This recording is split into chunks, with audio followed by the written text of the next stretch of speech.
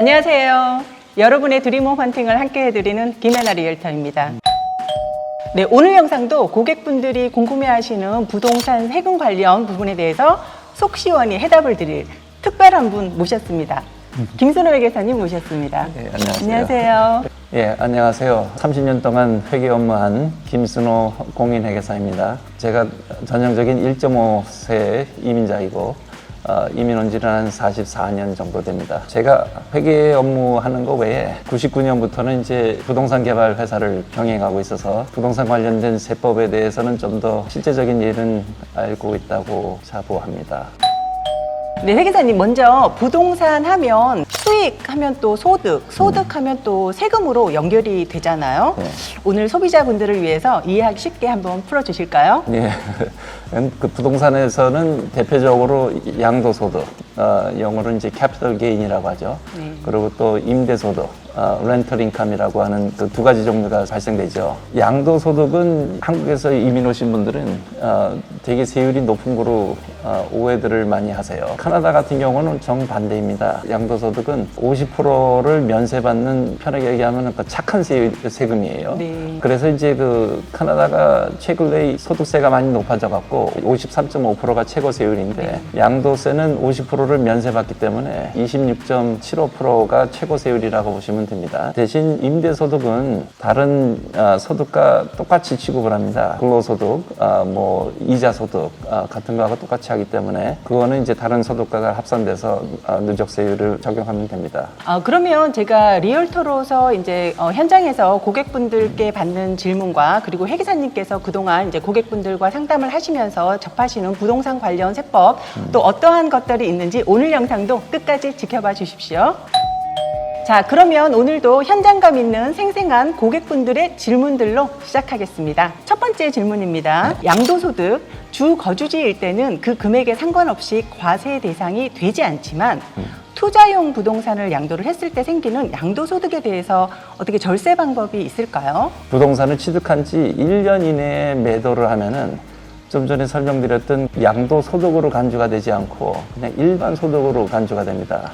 그래서 50% 면세를 받지 못해요. 절세를 생각하기 전에 가능하시면은 1년 이상은 보유한 다음에 부동산을 처분하셔야지만 처음에 말씀드린 50% 양도소득 혜택을 받을 수 있고요. 이거는 거주하는 집도 해당이 됩니다. 네. 보통 이제 말씀하신 것 같이 1가구 2주택으로 해서 거주하는 집은 면세가 되는 건 맞는데 네. 작년부터 이게 실행된 법인데 엔티 플리핑 러는 실제로 이사 가서 거주한 집이라도 1년 이내에 팔면은 100% 과세가 된다고 보시면 되고 그래서 1가구 2주택은 면세를 못 받습니다. 네. 네. 새 집에 이제 입주를 해서 제가 실제로 거주를 하더라도 1년이 지나고 팔아야지만 양도세 과세 대상이 되지 않습니다. 그러면 예를 들어서 50만 불짜리 이제 집을 샀어요. 부동산을 사서 이제 60만 불에 팔게 되면 이제 10만 불의 차익이 생기는데 이 10만 불의 수익에 대해서는 예를 들면 어떤 식으로 과세가 되는지요? 비시주에 사는 분인 경우 그리고 18세 이상 돼서 성인이고 또 다른 소득이 없고 그냥 집에서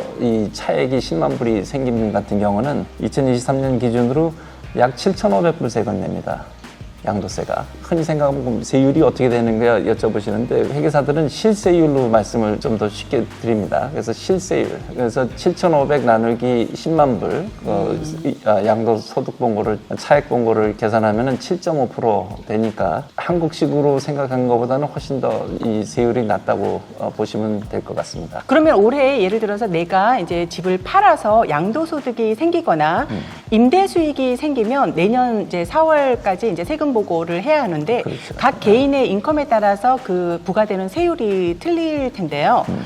제가 예를 하나 들면 부부 공동 명의로 된 이제 부동산인 경우에 남편은 이제 10만 불의 인컴이 있고 와이프는 2만 불의 인컴이 있다고 가정을 한다면 이 부부의 세금 보고시 이 양도소득을 50대 50으로 꼭 해야 하는지 아니면 낮은 인컴 쪽으로 몰아서 와이프 쪽으로 이제 100% 하게 되면 인컴 보고시 이제 부부 합산 세금이 줄어들 수 있는지요? 양도소득이 없는 상태에서 발생되는 소득세는 약 2만 1,000불이 됩니다. 그래서 남편 소득이 10만 불이고 부인 소득이 2만 불, 그러니까 12만 불 소득이 돼도 세금 내는 거는 2만 1,000불이 돼요. 근데 여기에 또 추가로 10만 불의 양도소득이 네. 남편한테만 소득이 잡히면은 네.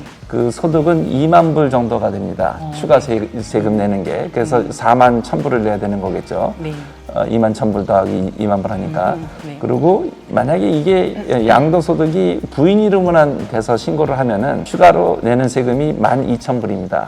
그래서 2만 1,000불 내는 거에다가 또 12,000불을 내야 되는 거고요. 이 부인이 소득이 적으니까 그 세금을 덜 내는 거고. 그리고 이제 이게 공동명의로 돼 있는 경우는 15,000불을 에 대한 양도소득이 발생됩니다. 예.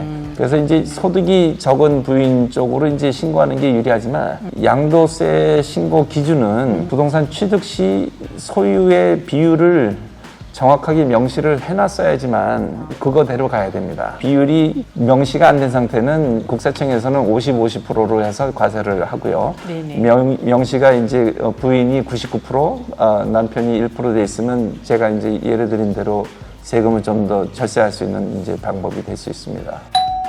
그러면 반대로 양도 손실이 생기는 경우도 있잖아요. 네. 이런 경우에는 어떻게 적용될까요?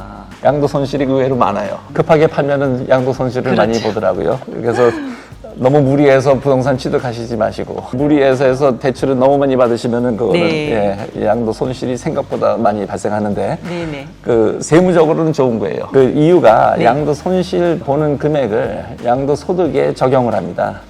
그래서 양도 손실을 예를 들어서 5만 불을 봤어요. 올해. 그런데 작년에 양도 소득으로 5만 불을 벌었어요. 네네. 그래서 작년에 5만 불 벌은 소득에서 양도소득세를 냈습니다. 네네. 근데 올해 5만 불 손실을 봤으면은 올해 소득 신고를 할 때에 작년에 양도소득 낸 거를 다시 환불을 받습니다. 네. 그 손실을 이제 적용을 해가고 소득에 3-year back이라는 룰이 있는데 그냥 3년 전까지 발생한 양도소득에서 이제 적용이 이런 된다? 적용을 할 수가 네. 있고 만약에 그렇게 3년 전부터 뭐 작년까지 없었다 양도소득이 그러면은 그 요 손실을 계속 캐리 포워드 한다는데 캐리 포워드를 할 수가 있어요. 있다. 내년 다음 네. 해로, 예. 다음 예, 연도로. 해도. 그래서 이게 없어지는 그 손실은 아니에요. 그래서 그 언제든지 이제 양도 소득이 생기면은 네. 그 금액만큼까지는 손실만큼은 이제 공제를 커버가 할 될 수가 수 있습니다. 4년 룰에 대해 좀 더 자세히 알고 싶습니다. 네. 렌트 준 집을 주 거주지로 할 경우에 일렉션이라고 국세청에 매년 통보를 해야 하는지요? 그 통상적으로 매년 하지는 않습니다. 네. 요거는 4년 룰은 처분한 시점에 그 해에 그 양도소득 신고할 때 4년 룰을 작성해서 이제 신청을 합니다. 그럼 부동산 매매 시점에 매매 그 시점에 일렉션을 한꺼번에 합니다. 신청을 하는 네, 거네요. 네, 네. 알겠습니다. 네, 네. 그러면 이제 주 거주지로 일렉션을 하면 양도소득은 면제지만 4년 동안 주 거주지로 일렉션한 곳에서 발생한 임대소득은 임대소득 신고를 해야 되는지입니다. 이분 같은 경우에는 예를 들어서 외곽 지역에 이제 사시는 분인데 아이들의 학교나 이제 직장 문제로 내 거주지는 내 주거 주지는 이제 렌트를 주고 저는 이제 딴 데 가서 이제 렌트비를 내고 이제 사는 경우에 주 거주지에서 이제 렌탈 인컴이 발생을 했을 때 이거 어떻게 처리할 수 있을까요? 임대소득이 주거지지에서 발생하면은 네. 그거는 다른 임대 소득하고 똑같이 개인소득 신고할 때 신고를 하셔야 됩니다. 네네. 그래서 이제 부부가 공동명의로 소유하고 계시면은 그 소유 지분에 좀 전에 설명드린 소유 지분에 따라서 지분에 50%씩 신고를 하든 아니면은 비율대로 신고를 해야 되겠죠. 그래서 그 신고하는 폼은 T776이라는 그 Statement of Rental Income이라는 게 있어요. 네. 그 개인소득 신고에 이제 같이 하시면 되고 그래서 특히나 비시주에 내에서 사시는 분 같은 경우는 본인이 다른 데 가서 임대를 하잖아요. 여기는 네. 임대를 받고 있고 또 내 가서 임대를 하고 있어도 그 본인이 하는 임대료에 대해서는 공제를 못 받아요. 근데 이제 온타리오 같은 경우는 본인이 임대하는 비용을 일정 금액까지는 공제를 받습니다. 이제 주마다 좀 검토를 좀 하셔야 되는데 저도 BC주 살고 BC주는 잘하니까 BC주에는 없습니다. 그 공제를 못 받아요. 예. 알겠습니다. 네, 부동산을 사려고 한국이나 이제 다른 나라에서 캐나다로 돈을 보내오는 경우입니다. 예를 들면 이제 영주권자분이나 이제 신문권자 신분일 경우에 이제 한국에서 캐나다로 부동산을 구매하기 위해서 송금 시 어떤 금액의 규제가 있는지 아니면 어떤 특별한 절차가 필요한지 세금이 부과되는지입니다. 많이 궁금하시는 그 분야인데 네. 아주 짧은 답은 한국에 있는 그 은행에 가서 송금을 하실 수 있는지 없는지 확인하셔야 되는 게 그게 네. 우습지만 그게 넘버원이에요. 네. 그거 제일 먼저 확인하셔야 되는 게 외환관리법이 이제 수시로 그렇죠. 바뀌니까 외환관리법도 그렇죠? 바뀌고 네네. 또 그렇죠. 송금 한도도 바뀌고 네, 자금 맞습니다. 출처가 없는 돈은 송금 아무리 돈이 있어도 못 보내시고 하니까 네, 그렇죠. 그게 이제 일반적으로 이제 그거 먼저 확인을 하셔야 되고요. 재무적인 차원에서는 송금하셔도 갖고 오시는 돈이 네. 이제 한국에서 합법적으로 나오시는 돈이 캐나다의 해외 자산 신고로 한 본인 자산에서 발생되는 금액인지 아니면은 친척분한테 증여를 받는 금액인지 아니면은 또 어디에서 오는지에 따라서 그 세무 신고하는 세무적인 차원의 고려할 거는 좀 있어요. 만약에 근데 이런 케이스가 제일 흔한 것 같습니다. 해외 자산 신고를 안 한 거를 처분을 해서 그 금액을 한국에서 캐나다로 송금해서 부동산을 취득하려고 하시는 분들은 아주 회계사를 찾아가셔서 상담을 자세히 하시고 누락된 소득 신고하고 송금을 하시는 게 해외 자산 신고를 안 했었으니까 그거를 신고하시고 하는 거를 권면드립니다. 네. 그럼 이 부분에 대해서는 이제 케이스마다 조금 다르기 때문에 이제 네. 회계사님 만나서 이제 상담을 하는 것이 네, 가장 좀 안전한 네, 케이스다. 네. 네. 그럼 제가 준비한 오늘의 마지막 질문입니다. 리얼터님. 집을 사고 싶은데 저희 부부 합산 인컴이 아주 높지는 않지만 그렇다고 낮지도 않습니다. 이민 와서 애들 키우며 살다 보니 벌써 10년이나 훌쩍 지나버렸고 그동안 렌트로만 지내다 최근에 급격히 오른 렌트비로 너무 부담이 됩니다. 작은 뭐라도 내 집이 하나 있어야지 나중에라도 뭐가 남을 것 같은데 문제는 집값도 너무 오르고 충분한 다운페이가 없어요. 방법이 없을까요? 회계사님 이럴 경우에 이제 정부에서 지원하는 다운페이 인센티브 프로그램이 있잖아요. 뭐 신규는 10% 그리고 구축 매물은 이제 5% 지원해주는 이 다운페이 프로그램 실질적으로 이 정부 프로그램이 실생활에 얼마나 효율성이 있는지 이게 하도 최근에 생긴 그 프로그램이라서요. 이게 연방정부 다운페이 인센티브 프로그램은 이제 연방정부 프로그램인데 다운페이 인센티브 프로그램 얘기하기 전에 거의 뭐 30년 넘게 있었던 프로그램이 있어요. 이 다운페이가 모자른 분들이 첫 구매를 첫 할 때 네네. 왜냐하면 이 다운페이 인센티브 프로그램도 첫 집 구매가 이슈인데 근데 세무적인 첫 집 구매는 이것도 좀 설명드려야 되는 게 지난 집을 취득하기 전에 4년간 집이 없는 겁니다. 이민을 20년 전에 오셨는데 오시자마자 집을 사셨다가 무슨 이유건 집을 한 10년 전에 팔으셨어요. 그리고 한 10년 동안 집이 없었어요. 그 집을 구매하면 이게 첫 집입니까 아니냐 하면 그 첫 집이에요.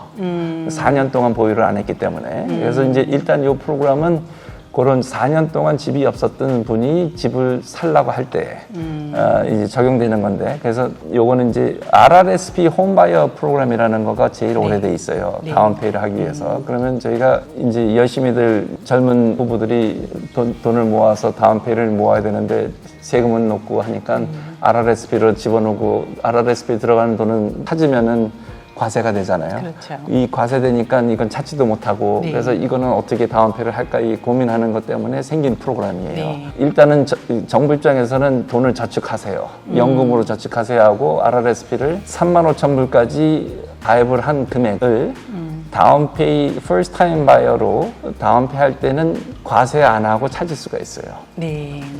그래서 부부라 그러면은 7만 불까지도 7만 불. 다운페이 쓸 수 있게 RRSP에서 찾을 수가 있죠. 네네.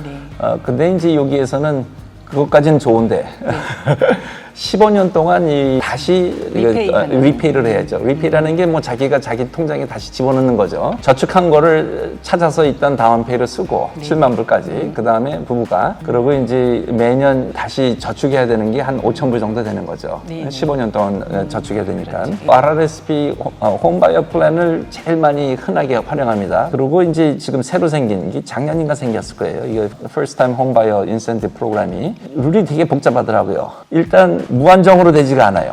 이게 정부에서 연방 정부에서 하도 집을 사기가 힘들다 하니까 네. 젊은 사람들한테 도와주기 위하여 정부에서 돈을 같이 집을 사겠다고 빌려주는 겁니다. 네. 이 프로그램 자체가. 네, 네. 오케이. 그러면 다운페이를 그러면 얼마까지 빌려주냐? 10%라고 말씀하셨는데 그 10%도 집이 뭐 1,000만 불짜리 사는데 10%가 아니에요. 본인의 소득의 기준에서 밴크버 지역은 4.5배까지 해줍니다. 4.5배. 4.5배. 네. 그래서 본인 소득, 그것도 본인 소득이 뭐 고소득자들도 있으시잖아요. 그 고소득자들이 15만 불 넘어가는 금액은 해당이 안 되고 15만 불까지, 그러니까 부부 소득이 부부 합산 인컴이 15만 15만 불까지. 불까지는 거기에 4.5배를 4.5배. 취득할 때 그래서 이제 그 15만 불 곱하기 4.5 4.5 하면은 67만 5천 불까지는 취득을 하실 수 있는데 거기에서 본인이 10%로 다운페이 한다 그러면 67,500불이잖아요. 네. 그러면 정부에서 67,500불을 일단 무이자로 준대요. 네. 이 집을 처분할 때까지는 갚을 의무가 없어요. 네. 처분할 때까지는. 네네. 대신 처분을 하는 시점에는 정부에서 빌린 네. 같이 다운페이를 한 그 금액에서 연 8%까지 67,500불에 합산을 해서 갚아야 됩니다. 네. 연 8%. 네. 네. 예. 그래서 한 예로, 그래서 네. 저희가 시나리오를 좀 생각을 해봤어요. 네. 그 현실적인 시나리오로. 네. 67만 5천 불에 취득을 했어요, 부동산을. 근데 네. 3년 후에 80만 불에 처분을 했습니다. 그러면은 돈을 좀 벌었잖아요. 네. 그러면은 그 3년 후에 팔았을 때 정부에다가 원금인 67,500불을 갚고 67,500불에 8% 곱하기 3 해서 3년이니까 네. 그러면 16,200불 이게 이자로 정부에다가 갚습니다. 그러면 83,700불을 정부에다 갚는 게 되겠죠. 그렇죠. 제가 요 시나리오를 보니까 되게 좋은 프로그램이에요. 네. 만약에 손해를 봤다. 네. 손해를 봐도 정부에서 같이 손해를 봅니다. 네. 공동 투자 공동 투자네요. 완전히 공동 투자예요. 그래서 네. 좀 의아했어요. 이게 네. 야, 그 카나다 정부에서 부동산 투자를 한다 이런 생각도 했는데. 그래서 67만 5천 불에 취득했는데 60만 불에 매매했으면 7만 5천 불을 손해를 봤잖아요. 손해를 보고 파는 손해를 경우입니다. 7만 5천에 손해 보면은 정부 보조금 6만 7,500불에서 네. 매년 8%씩 공제를 받아서 차감을 해서 네. 차감을 해서 5만 1,300불을 갚으십니다. 그래서 이 프로그램은 이제 하나 조심들 하셔야 되는 게 이런 새로 만든 프로그램들은 계속 바뀝니다. 룰이. 네. 처음에 법을 너무 급하게 이런 법들을 만들어 갖고 그렇죠. 예. 이 계속해서 이게 바뀌니까 요거만 보시고 무조건 하시지 말고 실행할 때 더블 체크하셔서 이 실행을 하시면 이제 실수가 덜 할 것 같아요. 네, 신청하는 시점에 신청하는 이제 시점에. 회계사님하고 상담을 해서 예, 그 예. 카테고리에 맞게 이렇게 예. 할 수 있도록 왜냐면 룰이 계속 바뀌니까. 룰이 바뀌니까. 그래서 RRSP 홈바이어 플랜하고 네. First Time Homebuyer Incentive 프로그램하고 같이 하면은 의외로 젊은 부부들이 아니면 뭐 싱글이라도 집을 취득하는데 다운페이는 수월하게 마련할 것 같은 생각이 듭니다. 네, 다운페이 이렇게 만드실 때 이제 도움이 될 수 있는 충분한 두 가지 프로그램 잘 활용을 하시면은 젊은 분들 또 어포더블하게 이제 집을 구매하실 수 있는 기회가 될 것 같습니다. 자세한 거는 이제 회계사님 만나서 이제 상담을 해보시면은 자기한테 맞는 플랜을 만드실 수 있을 것 같습니다. 네, 회계사님 오늘 이렇게 나와주셔서 정말 감사드리고 또 상세한 설명 그리고 알기 쉽게 설명해 주셔서 정말 감사드립니다. 네, 감사합니다. 초대해 주셔서 감사합니다. 네. 네, 오늘은 김순호 회계사님과 유용한 세금 정보 함께 알아보았습니다. 고객분들께 도움이 되셨기를 바라겠습니다. 어려운 시기에 혼자 고민하지 마시고 부동산에 관해서는 저 김혜나 리얼터에게 문의 주시고 세금 관련 회계 문의는 아래 연락처로 회계사님께 직접 연락 주시면 되겠습니다. 네, 오늘도 영상 끝까지 시청해 주셔서 정말 감사드립니다. 기타 궁금한 사항은 또 댓글에 남겨주시거나 저에게 연락 주시면 고객 한 분 한 분 정성을 다해 도움을 드리도록 최선을 다하겠습니다. 저는 다음 영상에서 또 찾아뵙겠습니다. 감사합니다.